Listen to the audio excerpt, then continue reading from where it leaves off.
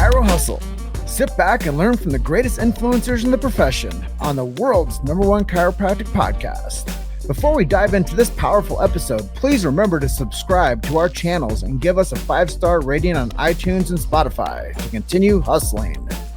This episode is sponsored by Imaging Services, Chiro Health USA, Chiro Moguls, Pure Chiro Notes, Titronics, doTERRA, Sherman College of Chiropractic, New Patients in a Box, the Influencer Authority Podcast Training, Mango Voice, Community Healthcare Resources, and Invisired. Let's hustle. Hey guys, welcome to episode 396 of the Chiro Hustle podcast. I am your producer, Luke Millette, and here's your host, James Chester. So today we had opportunity of interviewing Johanna Godinez Nash. And if you want to understand this, why are you anything but happy? Stay tuned. Welcome back. This is another episode of the Chiro Hustle podcast. This is episode 396. And Johanna said, I like those numbers. They're all multiples of 3. I think it's pretty cool. We are on the climb to our 400th episode. I'm pretty excited about that. We're no longer a little podcast. We're a big podcast. And Chiro Hustle, what makes us unique in our big why, if I can share with you guys today, it's you've heard it many times, but we do protect freedom of speech. And in the health arena, that's so important, especially with chiropractic. And we do protect the sacred trust. If you don't know what that is, go to your favorite search engine and put in BJ Palmer Sacred Trust. You're going to learn so much about why we do what we do because of that one thing. And we do support subluxation-based chiropractors. And we believe in innate intelligence and universal intelligence, as when somebody gets adjusted, it connects the physical to the spiritual. And that's a big reason why chiropractic is so effective, because it restores health to people's full body health. And with that being said, I want to welcome Johanna Godinez, coming in from Florida today and not Puerto Rico where we met. What city are you in Florida today? I am in Aventura, which is North Miami. Okay, so coming in from Florida, I am coming in from beautiful Grand Junction, Colorado, which is on the western slope of Colorado. And I said this for many years now, 3 years going. I moved over here because I wanted to get away from Denver and hear the birds chirp. So welcome to episode 396. Thank you so much for having me. I'm so excited.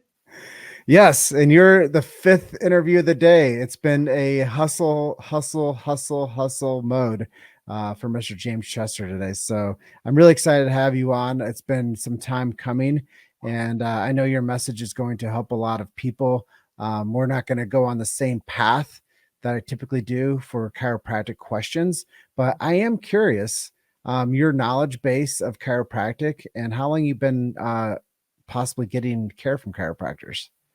Well, I actually have extensive knowledge, because this is going to sound a little weird, but my first boyfriend is a chiropractor, and I trained his wife he worked on me and adjusted me as a trade. So I got his wife ready for their wedding. So yeah, I've been adjusted for a while. I'm a firm believer that, I practice yoga, and yoga is all about balance, and chiropractic has the same mindset. It's that when your body is in balance, it's much healthier. It can function better. So definitely, I think, I know you can get adjusted from the time you're born until the time you pass away. So it's really important that you don't also wait for when something feels crappy. This is like a long-term, just part of a health regimen altogether,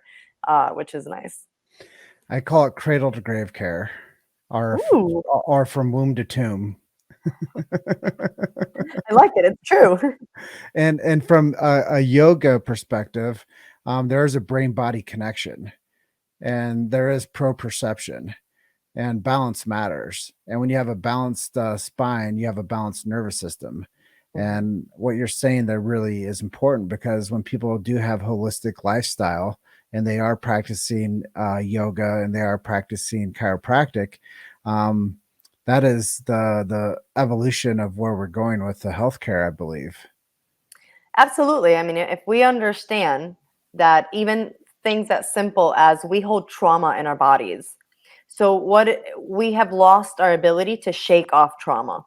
Like for example, like if a gazelle is eating and a lion runs after it, it goes from 0 to 60 like that.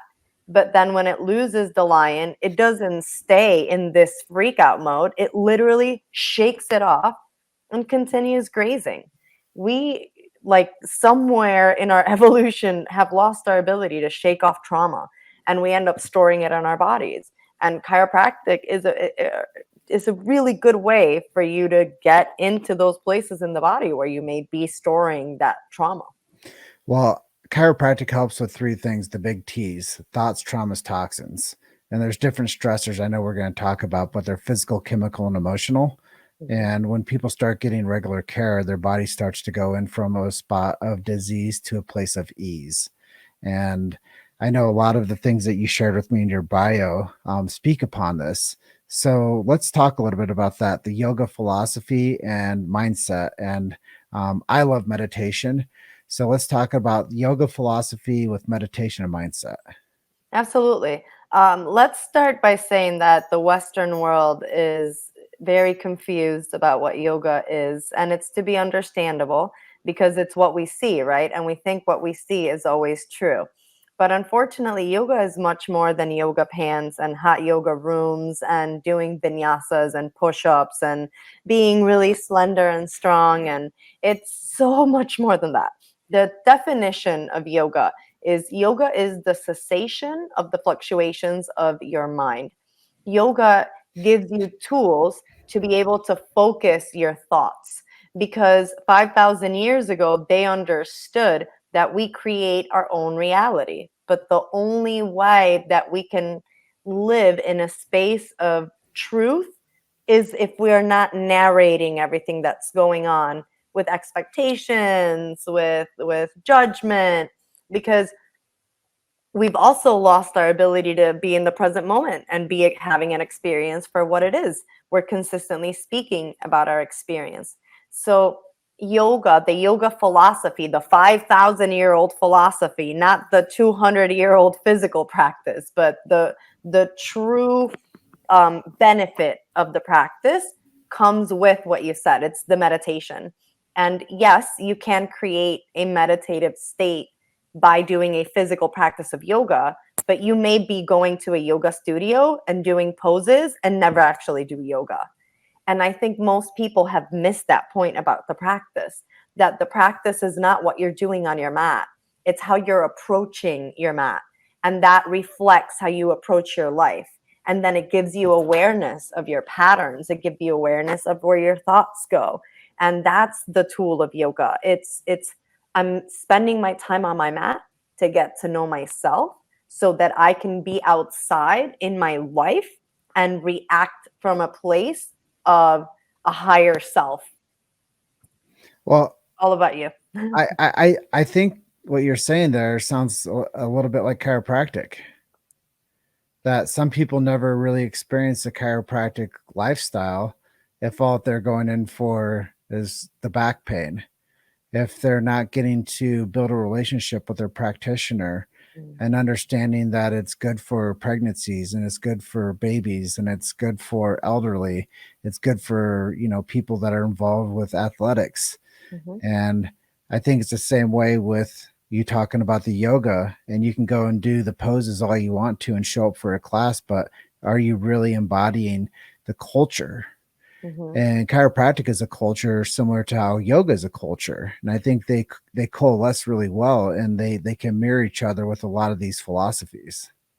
Absolutely. I mean, because health doesn't just come from one place. It comes from what we eat, it comes from what we think, it comes from what we ingest. And when I say ingest, I don't mean just through our mouth, I mean through our eyes, through our ears, everything that is in one way or another affecting how we are showing up in the world. Physically, right? What you eat really affects how you show up in the world. But mentally, it does as well. Because when you're watching a lot of negative things, you tend to show up with more negativity. When you are being triggered by a lot of things in your mind, you tend to be triggered by a lot of things in your life.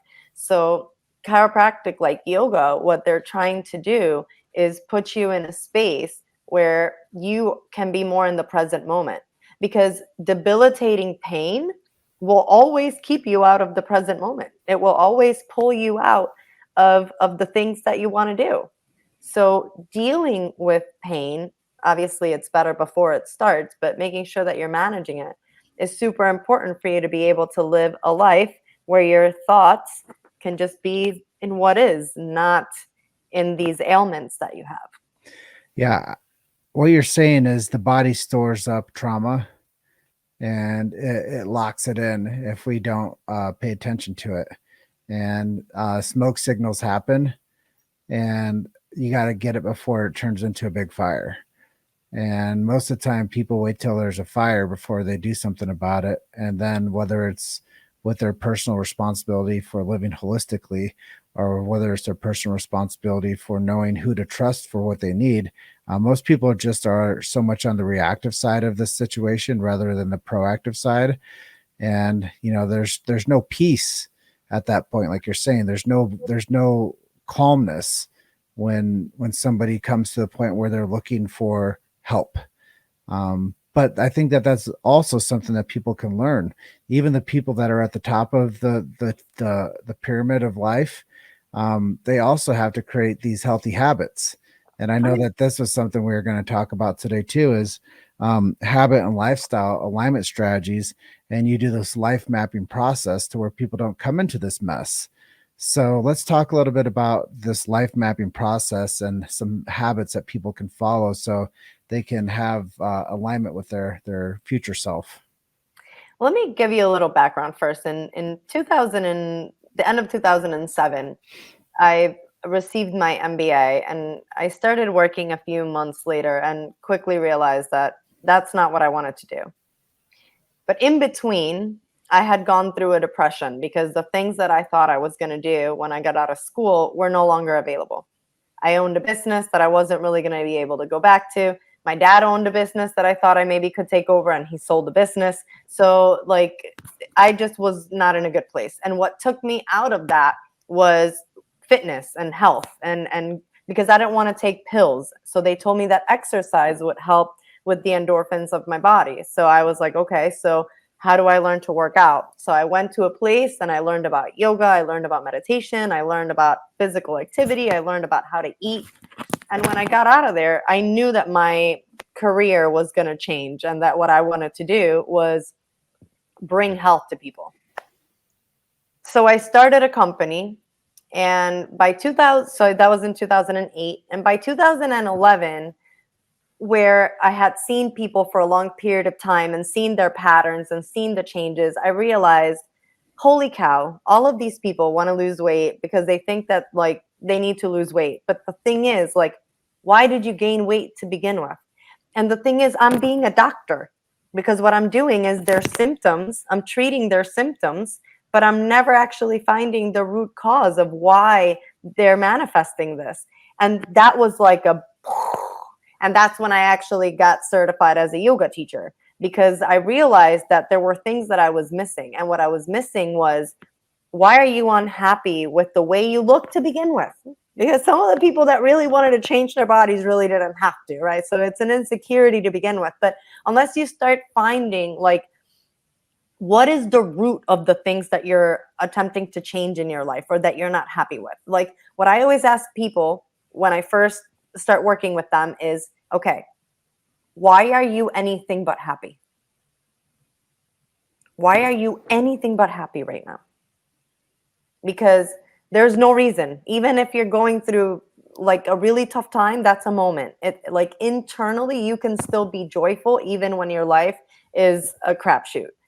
There's just things that we can do. So it's really important in that sense. Our mindset really is everything. So how do we get there from understanding this simple question, why are we anything but happy? And how can we build in habits and strategies to be able to find that if that's not clear?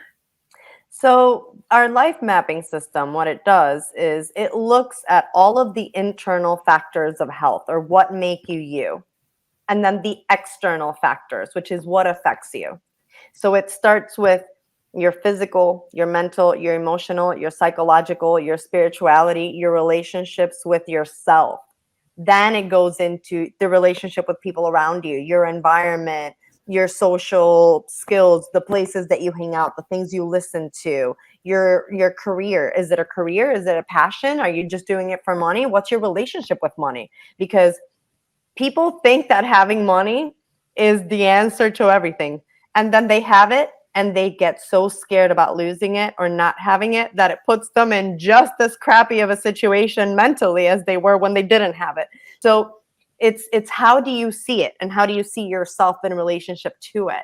And how much do you serve? How much is that a thing for you? How much are you actually finding your gifts, not just so you can hone your gifts, but also so you can share them with others? Because the biggest thing that I want people to take away when they work with me is you are here to become the best version of yourself so that you can assist others in becoming their best version.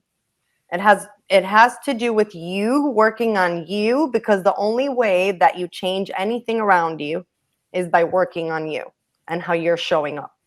You cannot say, I'm going to fix the world by looking out.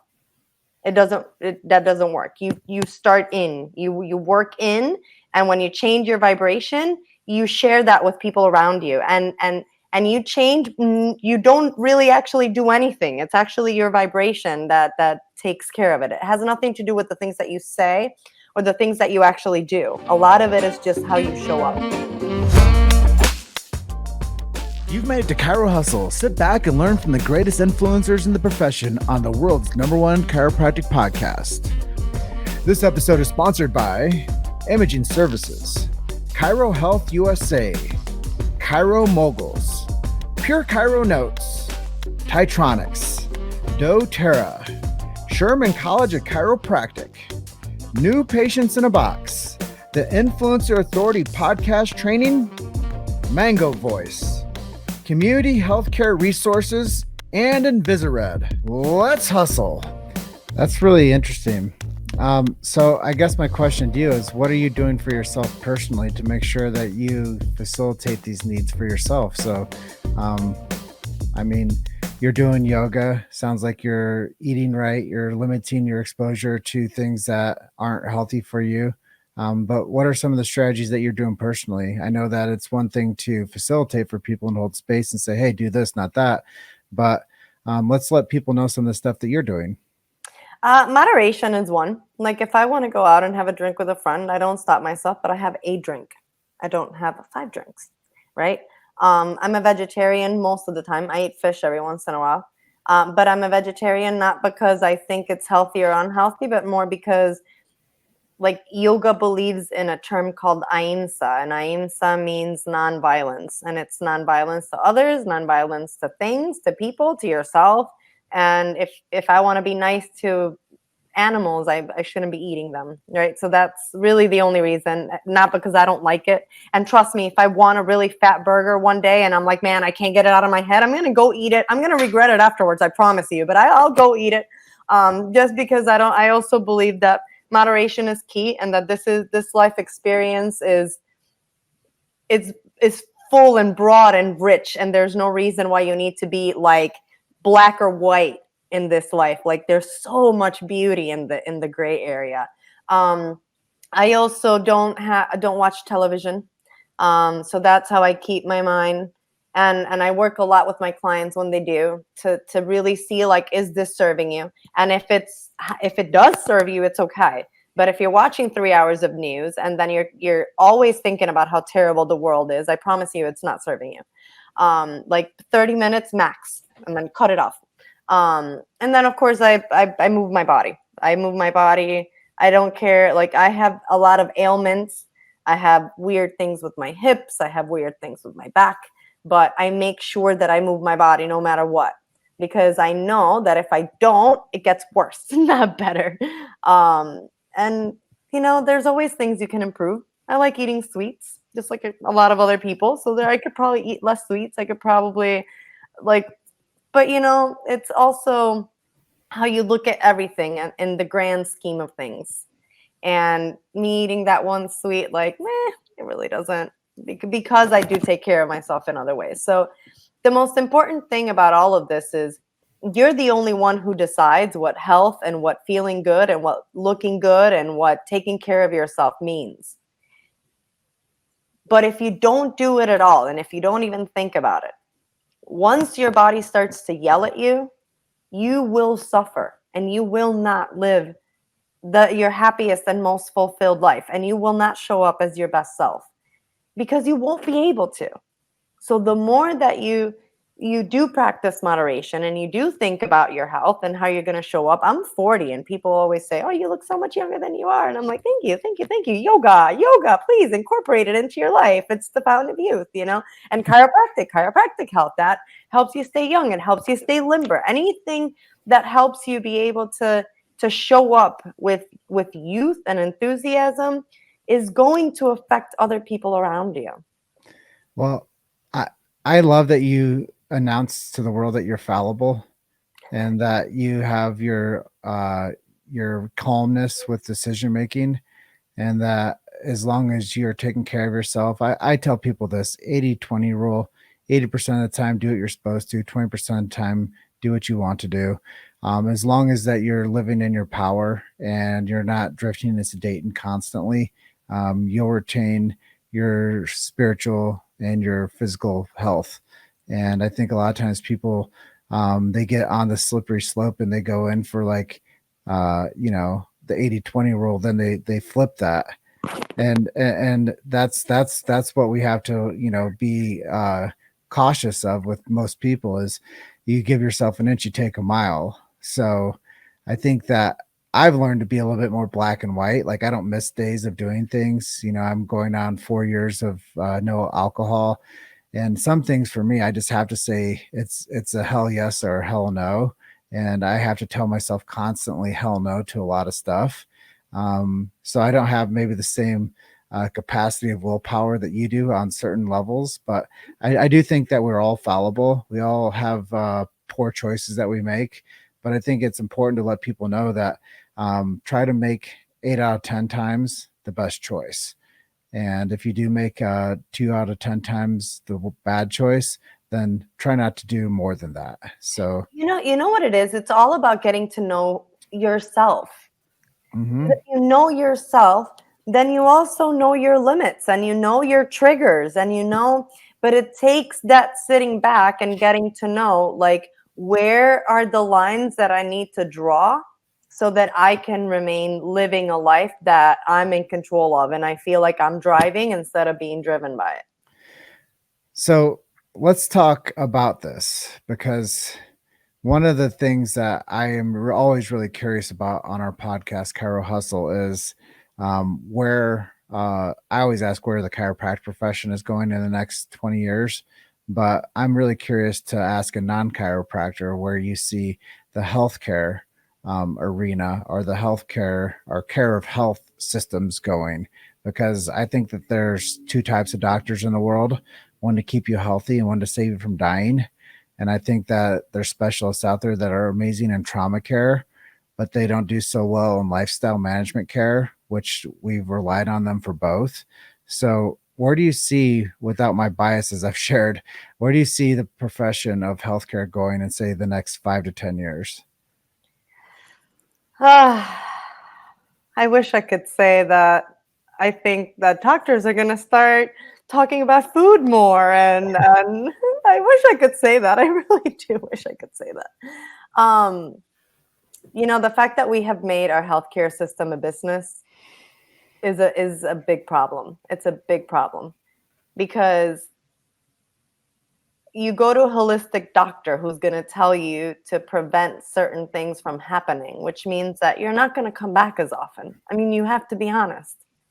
So they're just figuring out ways to mask things and keep you coming back. And now they're feeding drugs to kids that are even younger. Like Adderall is like meth, and you're giving it to kids to keep them focused in school. And then hoping that when they get older, they can manage and not be addicted and not feel like they need to be on uppers all day to be able to manage their lives. But you're giving it to them when they're kids. What the hell do you expect? So I mean, I wish I could say that we're moving in the holistic way, and not to say that there's not a lot of people who are waking up and becoming more holistic, just because it's not just what you do to your body when you're farming so many animals, for example. Like, that damages our whole planet. It throws everything off, the whole balance of everything. It throws it off. Communities where there's a lot of cattle raising, like North Carolina, have very crappy water. Why? Because there's a lot of crap in a small space, because cows poop a lot. They eat a lot and they poop a lot. When you have hundreds and hundreds and hundreds of them in a small space, like, it's going to seep into the water table. Like there's just scientific things happening. So the thing is, it takes you as a person searching for the fact that, okay, so if I'm feeling depressed, what could be happening to my brain? And if this is happening to my brain, what could I do about it? Like, it takes you questioning that, not just saying, I'm depressed, I'm going to go to a doctor so that I can get out of this. Because that's just not, it doesn't serve you. Because most of the times when we become depressed, I'm not saying that there's not chemical issues. There are people whose chemistry just get messed up. I get that. But most of the time, it's because we are telling ourselves something over and over and over and over again, and it's lowering and lowering or lowering our joy, our vibration. So it takes you learning how to not talk to yourself that way. The medicine will numb you and make you feel better, fine. But you're not learning true coping skills if you don't understand how to deal with your own thoughts. And that's really where meditation comes in, really. Well, what you're saying is what I say a lot, is there's not a pill, a potion, or a lotion that's going to supplement movement of the body and a healthy nervous system and chiropractic care, or in your perspective, yoga. And a lot of times when people think about it, they want somebody else to be accountable for them. And they don't want to be an active participant in their healing journey. And that's what we're seeing so much is we want to have the thing, but we don't want to do the work for the thing. And if the healthcare profession is going to right this wrong, then we have to focus on the people rather than the shareholders and the hospitals and the pharmacy culture. And I really believe, just from my perspective, is I see more people living better quality of lives that are less reliant upon a system that is making them consumers. And, people have to give three things in this lifetime: their time, their talent, and their treasure to something. They might as well give it to them damn selves, and they might as well invest in themselves. And then when you become that change agent, then you can start making influence in other people. And hopefully you can retain some of your philosophies and pass those on to other people, like Johanna and I are doing today. So I know you got a lot of stuff coming up. Let's feature some of the retreats that you're doing, and if people wanted to work with you, how they can do that. I know you have 815-501-5070 on the screen right now. What do you have in the near future? What's happening? So my favorite thing to do is wellness retreats. I love taking people out of their element and just reminding them of their power and making their bodies feel good, feeding them good, and having them move around in beautiful spaces.